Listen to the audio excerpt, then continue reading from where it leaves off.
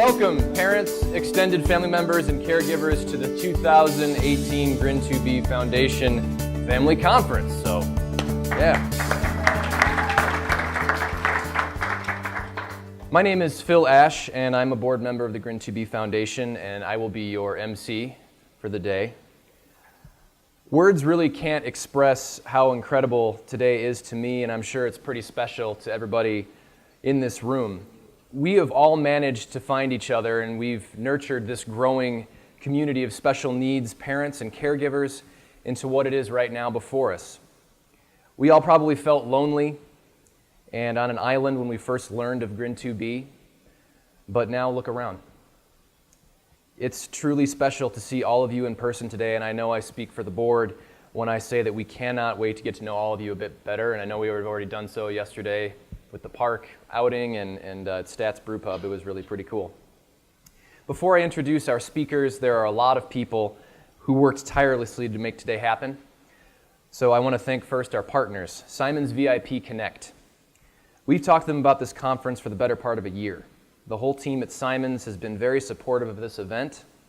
If you haven't already spoken with them, I would encourage you to meet their team during our breaks or during lunch. So thank you to Lindsay, Jennifer, Simone, Aaron, Caitlin, and Dr. Bain for joining us here today. Our other partner is Corrigan Care. And if you don't know what they do, they are a local organization that provides developmentally appropriate and affordable care to special needs children and support for their families. The founder of Corrigan Care, Amy Corrigan, is actually a family friend of mine. And when she heard about our event, she generously offered to provide resources in our child care room today to help out our family caregivers and to just offer any support that they can. So thank you to them. Thank you to our wonderful team of doctors that are speaking today or contributing to our discussion panels. Dr. Trainellis, Dr. Benke, Dr. Roche, and Dr. Haku. I'd like to thank our sponsors, Peak Effect Marketing, Stratosphere Networks, Fun and Function, Arc Therapeutic, and Alan Roche Architects for your belief in us and for helping make today possible. Thank you to the many families who donated to fund the conference. Your support has been invaluable, and we hope that you enjoy what you've helped to fund and build.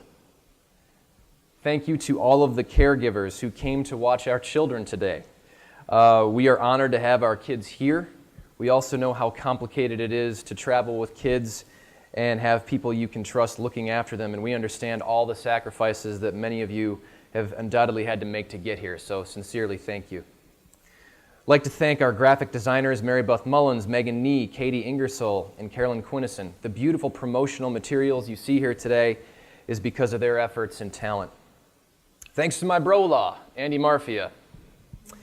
He's our web developer, photographer. He's a devoted uncle to our kids, and he's over in the child care room. He may be taking a few photos today as well.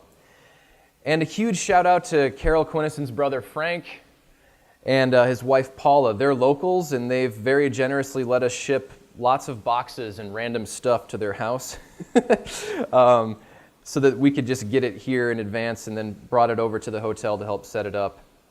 So everything that you have in your goodie bags that you received was at their house at some point in time, so thank you for that. Thank you to our videographer in the back there, Bill Ron, and his assistant, Brianna Shelko. Thank you. Last but certainly not least, thanks to the American Hotel staff for helping to organize today. They've been incredibly responsive and accommodating to us, and we hope you all enjoy your stay here at this historic hotel. I have a couple of announcements. First, you're going to hear from a number of speakers today, and we have scheduled time for the speakers to come together for a panel Q&A session after lunch. So we encourage you to write any questions down that you may have, as we'll all have an opportunity to ask these questions later on. Secondly, our nightcap this evening is not at the Liquid Lounge. They changed the name on us. It's at the Cloakroom, just the bar right in the hotel there. So make sure you make a note of that if you'd like to join us after dinner for a nightcap. Finally, I'd like to take just a moment to introduce the GRIN2B Board of Directors. Each of these individuals are truly special people who've worked days, weeks, and months to conceive, plan, organize, and set forth everything you see here today. Please stand when I call your name. Our Family Outreach Coordinator is Brittany Kreiter. Our Board Secretary is Carol Quinnison. our vice president and sort of the unofficial first family of GRIN2B family support page on Facebook, Donna Dunn. And finally, to open our conference with some remarks, she's worked tirelessly to support each and every one of you all and to make today happen. I could not possibly be more proud of her than I am right now. My beautiful wife and your GRIN2B Foundation president, Liz Marfia Ash.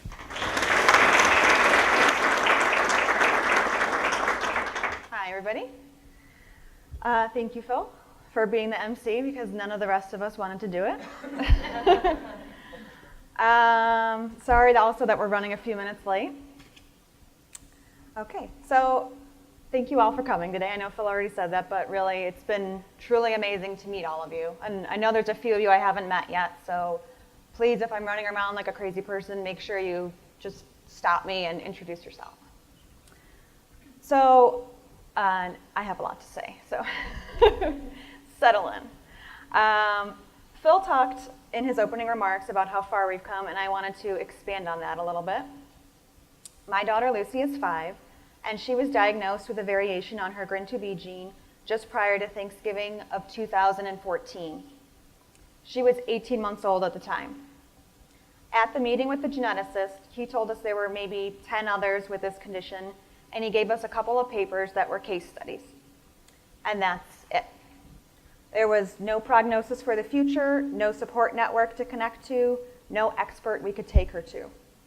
And after the initial shock, that just wasn't something that I could accept. So how we got from that point in November of 2014 to all of us sitting in this room today, to be totally honest, it all comes down to jealousy. If you guys know me even a little bit, you might know that I really love inspirational quotes. If you don't like inspirational quotes, brace yourselves. I've got a lot coming. If we can get this to work, that is. One of my favorite quotes that helped me early on is from Theodore Roosevelt. Comparison is the thief of joy. In the summer and fall of 2015, we were less than a year into the GRIN2B diagnosis, and we were still trying to wrap our heads around what this meant. During that time period, I had 3 experiences with different families that left an indelible mark on me. That summer, my husband and I joined a parent support group for kids with special needs, and that would eventually prove to be one of the best decisions we ever made, as many of those families we met three years ago are now some of our closest friends. One such family we met had a child with FOXG1 syndrome. FOXG1, like GRIN2B, is another very rare single gene disorder. The one big difference I saw was that FOXG1 already had an existing organization supporting it, the International FOXG1 Foundation. I can't tell you how many times I visited the website for the International FOXG1 Foundation over the next few months. Here was a website with all the information that one would need to understand the basics of their child's rare disorder.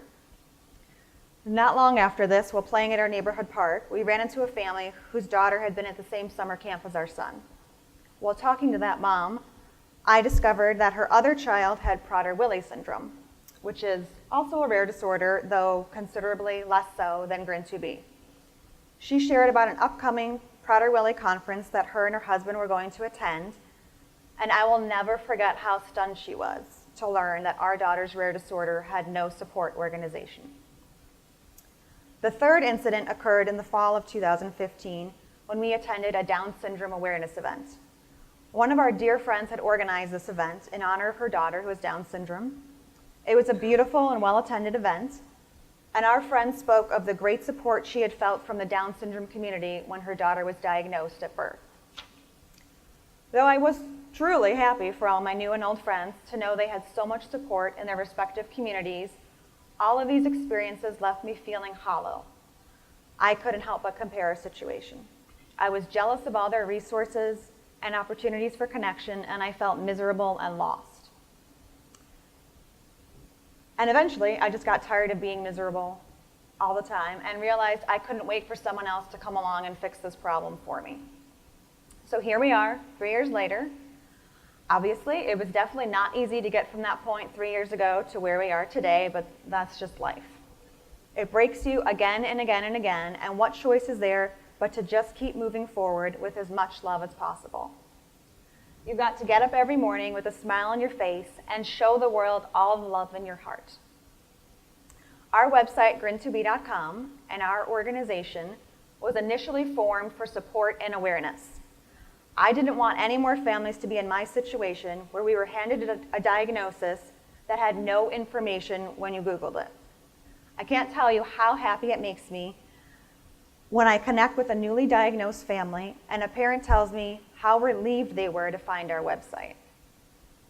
Most of us on the board were given little information about GRIN2B when our children were diagnosed. We were alone and given no hope. Donna, our vice president, took it upon herself to create our parent support group on Facebook. And she was the sole member of that group until about 5 or 6 months later when I found her. During that same appointment with our geneticist almost 4 years ago, we asked why this happened. He explained it was random and that Mother Nature writes code by hand. Our kids have a typo or a deletion, and that change has a ripple effect on the whole family. But we can't let that change define our children's stories. Our kids didn't ask for this.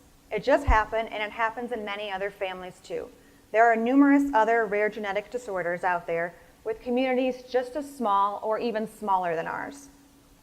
I would encourage you to flip the script on your child's GRIN2B story. Look for the positives, not the negative.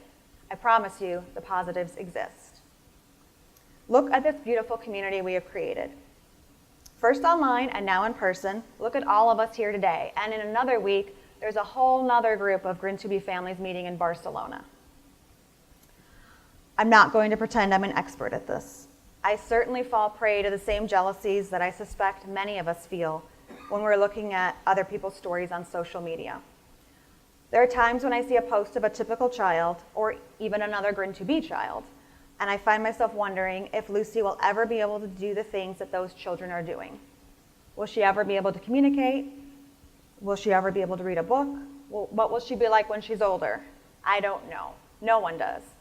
And all of those unknowns become our new normal. I, along with the other board members, believe it is possible to both support our children for who they are, not who we wish they would be, and simultaneously strive for advancements in medicine so that they can do and be more. In terms of the medical research ahead, I'm going to be very transparent and tell you that I don't have the answers. I'm not a scientist or a person who even excelled in my science classes.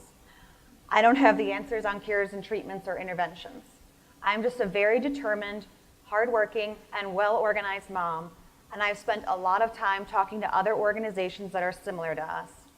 Some are new like us, and some have been around for several years. The rare disease community is blessedly collaborative, and we get a lot of helpful guidance from them. We will talk later today about what specifically our foundation is looking to do and the ways you can help. But right now, I'm going to share every cliche I can about the reality of where we are. Rome wasn't built in a day. We have to walk before we can run. It's a marathon, not a sprint. We are realistically at the very beginning in the road to understanding and treating GRIN2B, and we have to lay the groundwork and infrastructure first. We need clear heads and a strategic, well-thought-out plan. All of that is going to require a tremendous amount of work, education, time, money, and collaboration. We are not experts. What we are is sad parents fighting every day to not be sad and to find something good and meaningful in all of this. We will continue to work as hard as we can for as long as we can to help our GRIN2B community. There's another quote I rely on a lot when I'm feeling overwhelmed with sadness and I get stuck wondering why my daughter has to endure so many struggles. J.K. Rowling writes in Harry Potter and the Prisoner of Azkaban, "Happiness can be found in the darkest of times if one only remembers to turn on the light." We aim to be that light in the darkness. GRIN2B Foundation is always going to work from a place of love, light, and empowerment. We believe in you, your kids, and your strength. I know that all of you parents are at different places right now. Some of you I've known for years, and some of you I know are newly diagnosed. If you feel lost right now, like you're trudging through quicksand every day, Find your way out.